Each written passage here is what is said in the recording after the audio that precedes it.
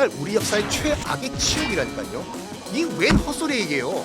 왕 자격 없다. 똑바로 현실을 직시하라고. 역사 여기까지 몰랐지. 몰랐던 역사, 궁금했던 역사와 함께하는 썬킴의 이런 역사 이야기. 안녕하십니까, 썬킴 인사드리겠습니다. 영화 남한산성을 보면 이병헌 씨가 맡은 최명길이 이렇게 얘기를 하죠. 죽음은 견딜 수가 없고 치욕은 견딜 수가 있사옵나이다. 그리고 김윤석 씨가 연기한 김상헌은 또 이렇게 얘기합니다. 오랑캐에 맞서 떳떳한 죽음을 맞을지언정 어찌 만 백성이 보는 앞에서 치욕스러운 삶을 구걸하려 하시옵니까 전하. 이른바 주화파와 척화파로 나뉜 대신들의 대립, 여러분이라면 어떤 선택이 맞다고 보시나요? 오늘은 이 두 대신의 대화가 담긴 병자호란에 대해서 살펴볼까 합니다.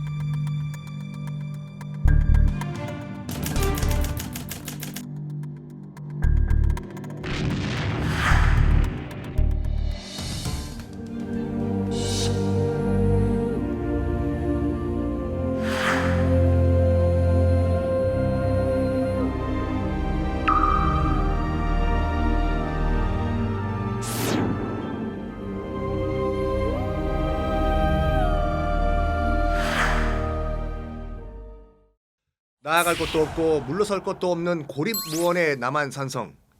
뭔가 참 쓸쓸해 보이는데요. 조선의 운명이 걸린 그날의 기록, 지금부터 자세히 이야기를 해드리겠습니다. 당시 이제 우리 동아시아의 그런 그 상황을 좀 봅시다. 명나라는 저물어가는 그런 국가였어요. 지는 해가 있으면 라이징 스타, 떠오르는 해가 있었겠죠. 바로 여진족이 세운 후금이라는 나라인데, 후금은 앞에 있던 금나라가 다시 태어났다 해서 후금인데, 나중에 우리가 만주족이라고 하는 여진족은 이런 얘기가 있어요. 흩어지면은 별 볼 일 없는데 뭉치면은 짱이다. 그래가지고 역대 조선 왕들의 정책이 뭐였냐면, 여진족 쟤네들 하나로 뭉치게 만들지 마라, 각 부족이 쪼개진 상태로 유지가 되게 만들어라 했는데, 우려했던 일이 벌어집니다. 누르하치라는 인물이 흩어져 있던 여진족을 모여라 해서 하나의 거대한 부족으로 만든 다음에 후금이라는 나라를 만들어요. 명나라는 뭐 하고 있었냐? 명나라는 조선 원군 파병한 이후부터는 나라 구실을 못하던 상황이었습니다. 이때 후금이 누르하치가 명나라에게 선전포고를 합니다. 실제로 명나라에서 누르하치가 이제 그 통일을 하기 전에 누르하치의 아버지와 할아버지가 있었는데, 실수로 명나라 장수가 둘을 죽여요. 우리 아버지, 할아버지 원수 가만 안 놔두겠다 해서 선전포고를 하는데, 야야 우리 군사력 얼마 정도 되냐? 명나라 별로 없는데요. 조선에 한번 한양에 전화 한번 때려봐라. 왜? 야 조선, 우리 명나라가 너희 임진들한테 도와줬잖아. 군사 좀 보내라고. 지금 후금 애들이 지금 만리장성 넘어서 쳐들어온다고 하니까 조정에서 회의가 열려. 모여라 다음.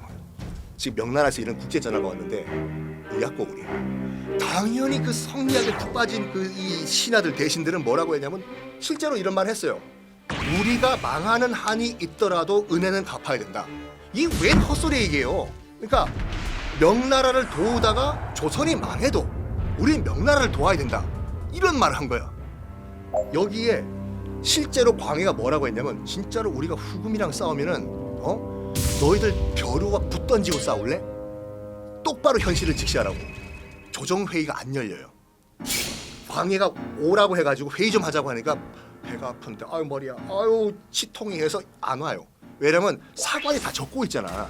그래서 역사에 오랑캐와 손잡는 회의에 참석한 대신이라고 남기는 게 싫어가지고 특히 명의 정도 안 와요. 어떻게 조선 왕이 오랑캐와 손을 잡냐고, 왕 자격 없다 라고 해서 몰아내고 새로운 왕을 세운 것이 그 이른바 이제 능량군이 왕이 돼가지고 일어난 인조 반정인데, 서인이 집권을 했어요. 싹 다 아마추어예요. 국정 경험이 하나도 없는 그냥 아마추어들이야. 게다가 성리학으로 무장돼 있는 애들이. 어떻게 우리가 오랑캐와 손을 잡습니까? 인조가 맞다. 나는 광해가 했던 거 180도 반대로 하겠다. 명나라와의 4대 쪽으로 기울어져요. 이제부터 사단이 나기 시작합니다. 후금에서 이 소리들을 들었겠지요. 군대를 보내요. 아민이란 장수를 후금에서 보내요. 정묘년에 보내는데 이제 정묘호란이거든요. 다 박살내고 사람 죽이고 한 3만의 대군이 쳐들어 내려와요. 어이 조선, 너희들 정말로 명나라 손잡을 거니 최대한 얻어낼 거 얻어내려고 협박하러 온 거예요 지금.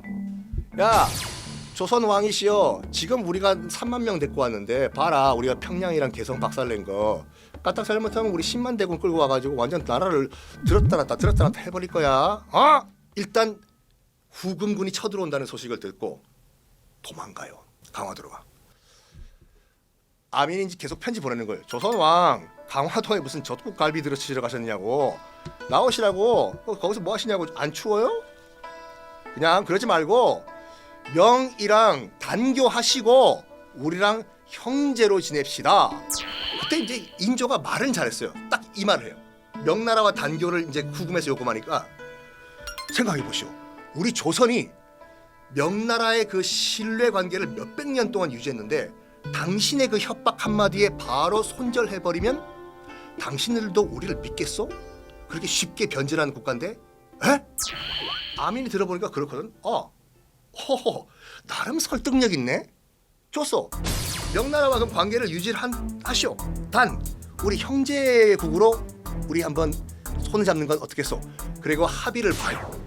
합의를 본 다음에 정말 치욕스럽게 이 여진족식으로 형제 우애 동맹식을 맺습니다. 백마와 흑우를 도살한 다음에 골과 피를 섞어서 완샷하는 여진족식 그 동맹식을 맺는데, 그런 다음에 이제 형제국이 됐어요 나름. 근데 이 인조가 가만히 생각해 보니까 너무 억울한 거거든 이게. 그래서 뭘 잘못 드셨는지 정모년에 했던 그 계약 뭔가 잘못됐다고 다시 하자고, 불평등 조약이다 이 말을 해요. 마침 그때 누가 이제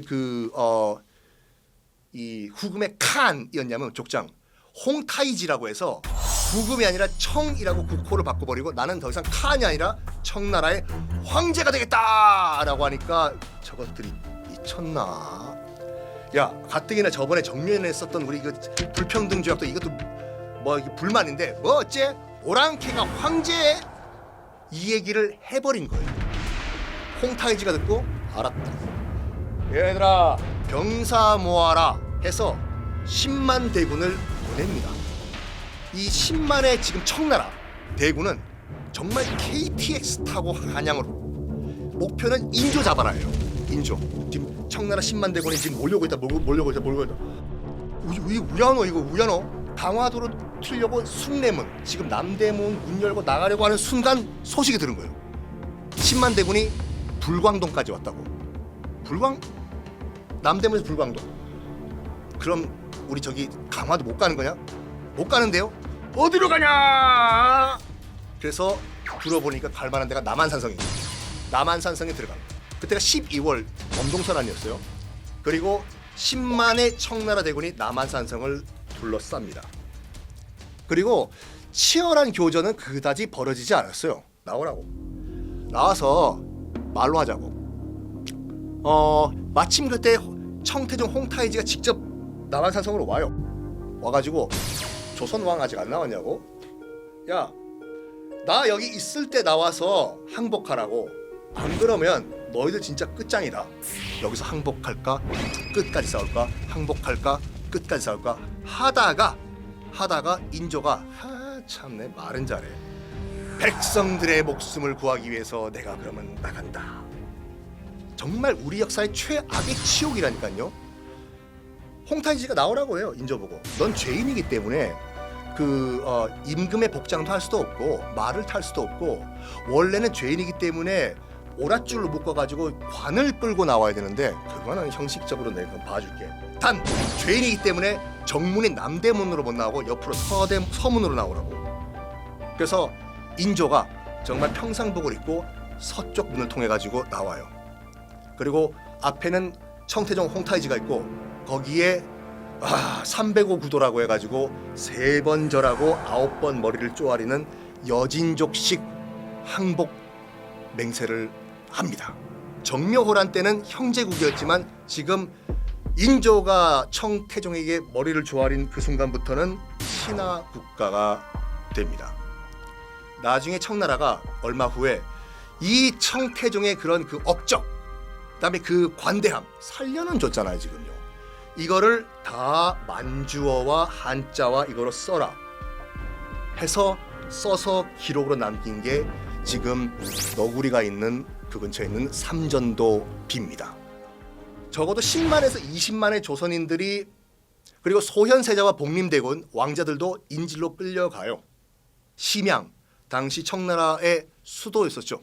원래는 한양 출발해서 스타트 해가지고 그 심양까지 가는데 딱 2주 걸려요. 2주 걸리는데 홍타이지 일행은 2달 반이 걸렸습니다. 왜? 완행열차 비둘기호 타고 갔냐? 아니요.